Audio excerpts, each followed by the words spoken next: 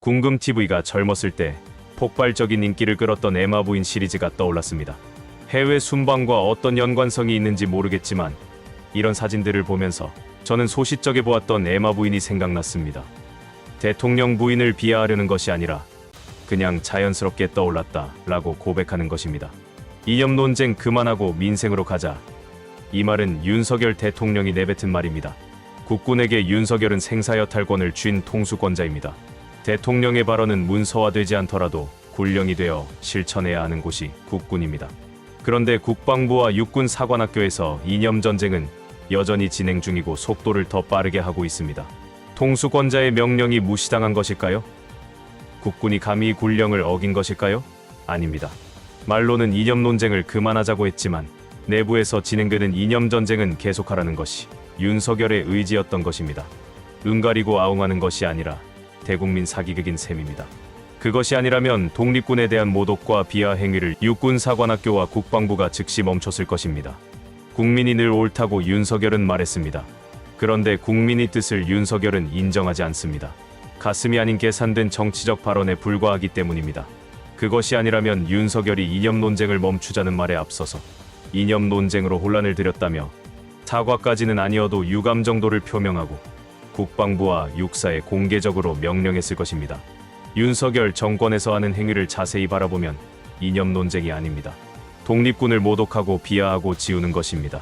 지독한 친일사관에 사로잡힌 자이면서 공개적으로 을사오적을 두둔하고 일제강점기를 옹호하고 쿠데타를 혁명이라 하고 5.18을 폭동이라 했던 자가 윤석열에 의해서 국방부 장관이 된 데에는 다 이유가 있는 것입니다. 그리고 윤석열 정권에서 하는 행위를 자세히 바라보면 이념 논쟁이 아니라 독립군을 모독하고 지우는 것이라 보는 것이 알맞을 것 같습니다. 윤석열이 국민에게 신뢰를 못 받는 이유는 말과 행동이 다르고 언론의 주목을 받으면 목적을 달성한 듯 대부분의 중요 정책 사업들이 후속 조치 없이 흐지부지된다는 점입니다.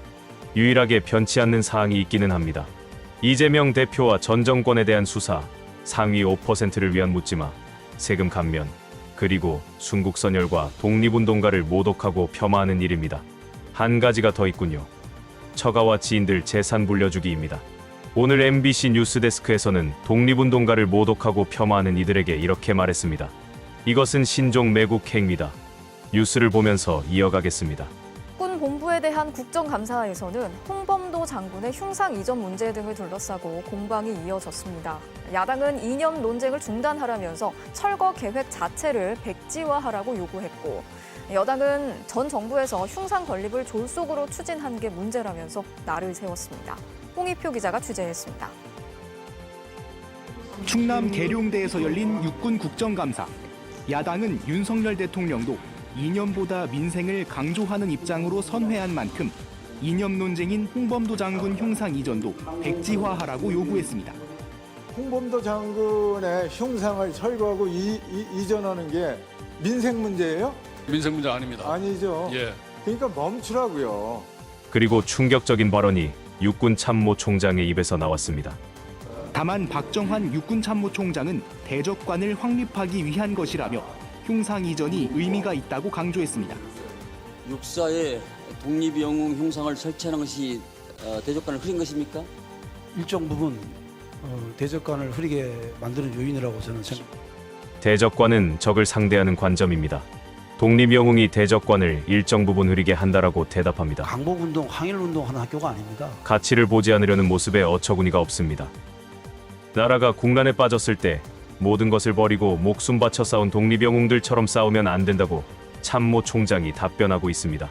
그럼 누구를 표상으로 국군이 싸워야 할까요? 대한민국의 적은 대한민국을 위협하는 국가나 세력입니다.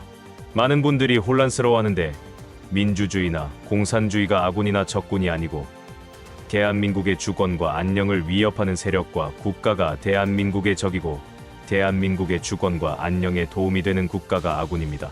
이것은 언제든 바뀔 수 있고 영원하지 않습니다. 1935년까지 미국은 일제의 아군이었고 동맹이었습니다. 군사적 침탈은 하지 않았지만 따지고 보면 미국도 우리에게는 적국이었습니다. 일제는 너무도 당연하게 적국이었습니다. 1945년 해방될 때까지 중국과 러시아는 우리에게 소중한 아군이었고 1950년 민족전쟁이 발발하면서 북한을 도운 중국과 소련은 우리의 적이 되었습니다. 1990년 냉전 시대가 끝나고 다시 수교함으로 아군 적군 개념에서 벗어나 위험한 듯 아닌 듯 애매한 나라가 됐지만 매우 중요한 교역 국가가 되었고 지금에 이르렀습니다. 1935년 이후 미국이 일본과 갈라서면서 우리의 아군이 되었습니다. 일본도 적국 개념을 벗은 지 오래입니다.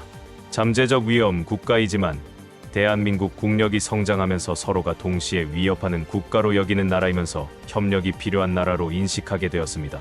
과거사 갈등은 정도의 차이가 있을 뿐 사라질 수 없는 문제이니 그것은 별개의 사안입니다. 참모총장은 육사 생도들에게 무엇을 가르치고 싶은 것일까요? 나라가 국난에 빠졌을 때 모든 것을 버리고 목숨 바쳐 싸운 독립영웅을 기리고 예우하는 것은 그분들의 정신, 가치 때문입니다. 육군 참모총장은 시대의 흐름에 어울리지 않게 우리의 적을 공산주의나 북한으로 정의하면서 그것을 부정하는 것입니다. 독립영웅들의 흉상 이전만 문제가 되는 것이 아닙니다. 교정에서 잘 보이는 흉상은 외부의 시선 때문에 미뤄지는 모습이지만 내부에 있는 독립영웅들의 공간은 이미 훼손되고 철거되고 다른 시설로 공사가 시작되었습니다. 안과 밖으로 보여주는 모습이 전혀 다른 모습입니다. 딱 윤석열 정권의 모습 그대로입니다. 홍범도 장군의 흉상 이전과는 별개로 육군사관학교가 독립영웅기념실을 철거하고 있는 것으로 확인이 됐습니다. 신흥무관학교를 세운 이회영 선생을 비롯해서 독립영웅들을 기리기 위해서 만든 공간인데요. 광복회는 이게 바로 신종 매국행위라면서 강하게 반발하고 있습니다. 신수아 기자가 취재했습니다. 홍범도 장군을 비롯해 독립군 영웅 5명의 동상을 충무관 앞에 세웠던 지난 2018년. 육군사관학교는 건물 안에 이들을 기리는 독립영웅 기념실을 만들었습니다. 1층에 박승환 참령실, 2층엔 김좌진, 안중근, 홍범도 장군실, 3층엔 이범석, 지청천 장군의 기념실과 신흥무관학교를 세운 이회영 선생의 이름을 딴 회의실을 설치했습니다.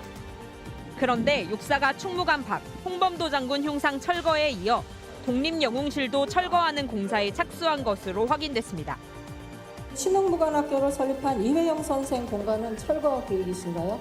예, 개설합니다.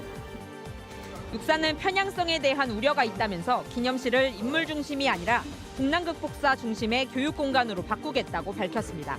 현대 한국군, 6.25 전쟁사, 항일 무장투쟁 등 역사 교육 공간으로 만들어 생도들을 교육하겠다는 겁니다.